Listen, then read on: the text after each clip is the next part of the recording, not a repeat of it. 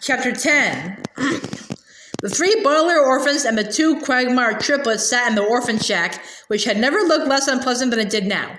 All 5 children were wearing the noisy shoes Violet had invented, so the territorial crowds were nowhere to be seen. The salt had dried up the dripping tan fungus into a hard beige crust that was not particularly attractive, but at least did not plop drops of fungus juice on the youngsters, because the arrival of Coach Genghis had focused their energies on defeating his treachery.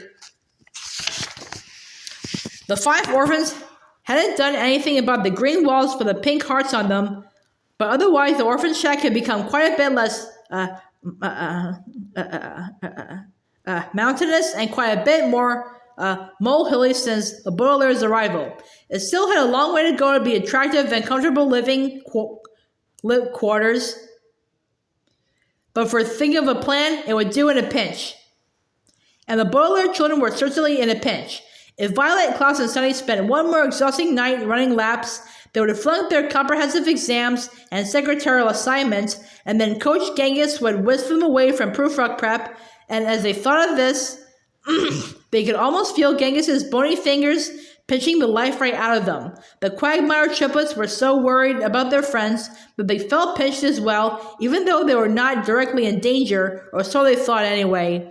I can't believe we didn't figure out Coach Genghis's plan either, Isadora said mournfully. Paging through her notebook, Duncan and I did all this research and we still didn't figure it out.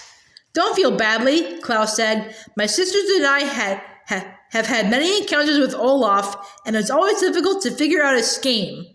We were trying to find out the history of Count Olaf, Duncan said. The Proofrock Preparatory Library has a pretty good collection of old newspapers, and we thought if we could find out some of his other schemes, we might figure out this one. That's a good idea, Klaus said thoughtfully. I never tried that. We figured that Olaf must have been an evil man even before he met you, Duncan continued, so he looked up things in old newspapers, but it was difficult to find too many articles because, as you know, he always uses a different name. But we found a person matching his description in the Bangkok Gazette who was arrested for strangling a bishop but escaped from prison in just 10 minutes. That sounds like him, all right, Klaus said. And then in the Verona Daily News, Duncan said, there was a man who had thrown a rich widow off of a cliff. He had a tattoo of an eye on his ankle, but he had eluded authorities. And then we found a newspaper from your hometown that said, I don't mean to interrupt, Isadora said, but we better stop thinking about the past and start thinking about the present. Lunchtime is more than half over, and we desperately need a plan. You're not napping, are you? Klaus asked Violet, who had been silent for a very long time. Of course I'm not napping, Violet replied. I'm concentrating. I think I can invent something to make all those tables Sunny needs, but I can't figure out how I can invent the device and study for the test at the same time.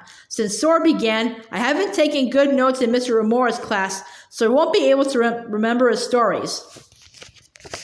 Well, you don't have to worry about that, Duncan said, holding up his dark green notebook. I've written down every one of Mr. Remora's stories. Every boring detail is recorded here in my notebook.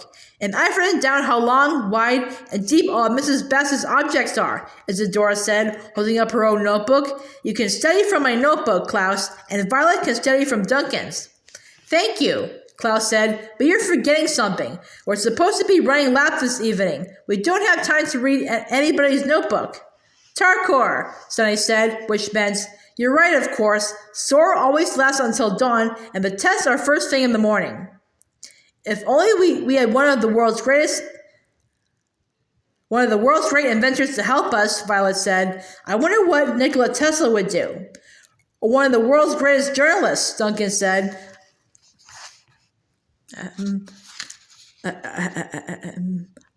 I wonder what Dorothy Parker would do in this situation. And I wonder what Hammurabi, the ancient Babylonian, would do to help us, Klaus said. He was one of the world's greatest researchers. Or the great poet Lord Byron, Isadora said. Sure, Sunny said, rubbing her teeth thoughtfully. Who knows what any of those people or fish would do in our shoes, Violet said. It's impossible to know. Duncan snapped his fingers, not to signal a waiter or because he was listening to a catch to catch the music, but because he had an idea. In our shoes, he said. That's it. What's it? Klaus asked. How will our noisy shoes help? No, Duncan said. Not the noisy shoes. I'm thinking about Coach Genghis's expensive running shoes that he said he couldn't take off because his feet were smelly. And I bet they are smelly, Isadora said. I've noticed he doesn't bathe much. But that's not why he wears them, Violet said. He wears them for a disguise. Exactly, Duncan said. When you said in your shoes, it gave me an idea. I know you just meant in our shoes as an expression meaning in our situation, but what if someone else were actually in your shoes? What if we disguised ourselves as you? Then we could run laps and you could study for the comprehensive exams. Disguise yourselves as us? Klaus said. You two look exactly like each other, but you don't look anything like us. So what? Duncan said. It'll be dark tonight. When we've watched you from the archway, all we could see were two shadowy figures running and one crawling. That's true, Isadora said. If I took the ribbon from your hair, Violet, and Duncan took Klaus's glasses, we look enough like you that I bet Coach Genghis couldn't tell.